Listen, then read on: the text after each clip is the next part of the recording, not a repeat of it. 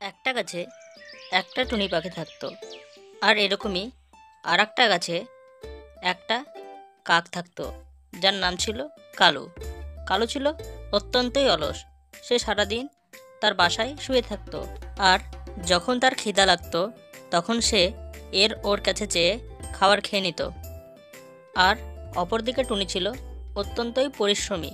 সে রোজ বনে যেত এবং বন থেকে দানা নিয়ে আনতো, এবং সেই দানাগুলো এনে সে তার বাসায় জড়ো করত।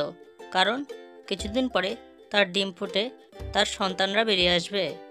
একদিন টুনি দুপুরে একা একা বসে ভাবতে থাকে আর বলে যে, আরে, আর কিছুদিন পরেই তো বৃষ্টির সময় চলে আসবে। তার আগে যদি আমি বাড়ি না বানাই, তাহলে আমার সকল ডিম তো নষ্ট হয়ে যাবে। বৃষ্টির সময় আসার আগে আগে যে করেই হোক আমাকে বাড়ি বানাতেই হবে। তারপরে টুনি অনেক পরিশ্রম করে এবং 1 মাস পর টুনি তার একটা নতুন ঘর তৈরি করে ফেলে। আর টুনির বৃষ্টির কোনো চিন্তা থাকে না। এখন আমি আমার বাড়ি তৈরি করে নিয়েছি। এখন আমার কোনো চিন্তা নেই। আমার বাচ্চারা আর বৃষ্টিতে ভিজবে না। আর এদিকে অলস কালু কাকের কোনো চিন্তাই ছিল না। সে সারাদিন শুয়ে বসে তার দিন পার করত। একদিন টুনি পাখি কালু কাকের কাছে যায় এবং সেখানে গিয়ে কালু কাককে বলতে থাকে যে, আরে কালু দাদা, সারাদিন অলসের মতো বসে বসে দিন পার করে লাভ আছে বলো? কাজও তো করতে পারো। আর সামনেই বৃষ্টির মরশুম। আমি তো আমার ঘর তৈরি করে নিয়েছি। তুমিও তোমার ঘরটা তৈরি করে নাও। নাহলে কোথায় থাকবে এই বৃষ্টির মধ্যে? আমার কথা মানো, বৃষ্টির আগে তোমার ঘরটা তৈরি করে নাও। আরে টুনি বোন, তুমি ঘর বানিয়েছো বলে আমাকে শেখাতে এসেছো? যখন বৃষ্টি আসবে তখন দেখা যাবে। তুমি এখন যাও, আমাকে বিরক্ত করো না। এখন এটা আমার আরামের সময়। তুমি এখন এখান থেকে যাও।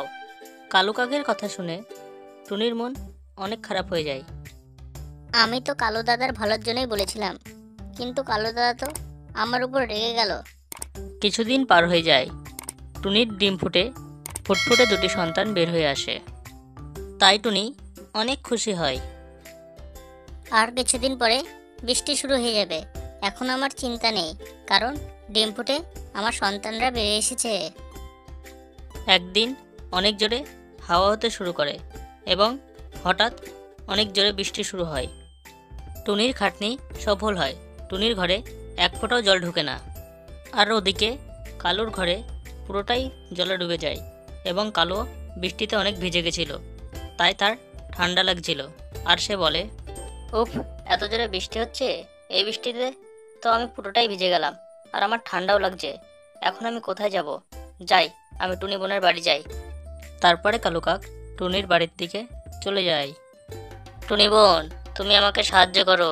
এই বৃষ্টিতে আমার প্রচুর ঠান্ডা লাগছে, আর আমার ঘরেও জল ঢুকে গেছে। আমি তাই সেখানে থাকতে পারছি না। তোমার বাড়ি তো অনেক মজবুত। তুমি কিছুদিন আমাকে তোমার বাড়িতে থাকতে দাও। ঠিক আছে কালুদা, তুমি যতদিন বৃষ্টি থামছে না ততদিন আমার বাড়িতে থাকতে পারো। বৃষ্টি থামলে আমি আর তুমি মিলে তোমার বাসাটা তৈরি করে নেবো ফের। কালু টুনির বাড়ি দেখে অনেক চমকে যায়, কারণ টুনি অনেক ভালো বাড়ি দিয়েছিল। বাহ, টুনি বোন তো অনেক ভালো বাড়ি দিয়েছে। আমি তো ভাবতেও পারিনি। টুনি বোন কিন্তু অনেক ভালো, তাও আমাকে থাকার জায়গা দিল। কালু টুনির বাড়িতে ঘুমিয়ে পড়ে। এরপর 3 দিন পর বৃষ্টি থেমে যায় এবং আবহাওয়া অনেক পরিষ্কার হয়ে যায়। কালু দাদা, একটা কথা বলছি, কিছু মনে করবো না। বৃষ্টি তো থেমে গেছে। চলো, আমরা দুজন মিলে তোমার বাড়ি নতুন করে তৈরি করি। কালু অনেক অলস ছিল এবং সে কাজ করতেও ভালোবাসতো না। তাই সে অনেক অস্বস্তিতে পড়ে যায়। কত সুন্দর টুনির বাড়িতে আরামে থাকছিলাম, এখন আবার টুনি বলছে নতুন করে ঘর তৈরি করতে। আমার ভাল লাগছে না ঘর তৈরি করতে। কি যে করব। কালু চাইছিল না যে সে নতুন ঘর তৈরি করুক। সে চাইছিল টুনির ঘরেই থাকতে। টুনি বোন, আমাকে ক্ষমা করবা। সেদিন বৃষ্টিতে ভেজার কারণে আমার মাথাটা অনেক ব্যথা করছে, তাই আমি আজকে ঘর বানাতে পারবো না। কালু দাদা, আমাকে ক্ষমা করবা।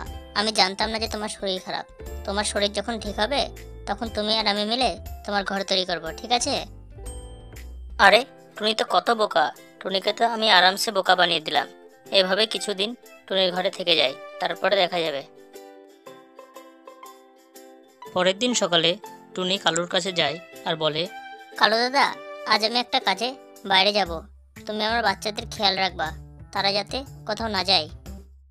তুমি একদম চিন্তা করবে না টুনি বোন, আমি তোমার সন্তানদের ভালো মতো খেয়াল রাখবো। তারা কোথাও যাবে না, আমি সারাদিন তাদের খেয়াল রাখবো।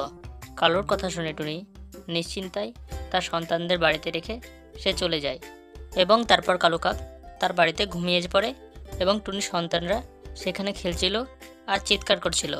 তাদের চিৎকারের আওয়াজে কালু কাকের ঘুম ভেঙে যায় এবং সে রেগে যায়। তোমরা চিৎকার চেঁচামেচি বন্ধ করো, নাহলে তোমাদের ইগলকে ধরিয়ে দেবো। এগুলো কথা শুনে টুনির সন্তানরা ভয় পেয়ে যায় এবং চুপ করে বসে থাকে।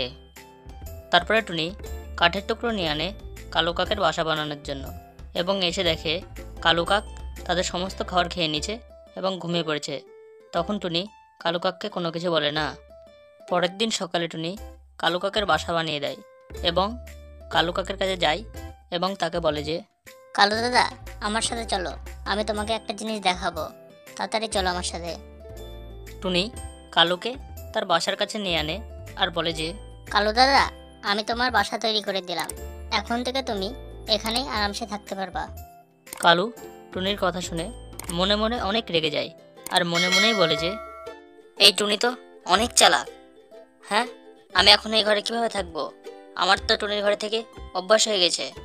তারপরে টুনি সেখান থেকে চলে যায় তার বাড়িতে।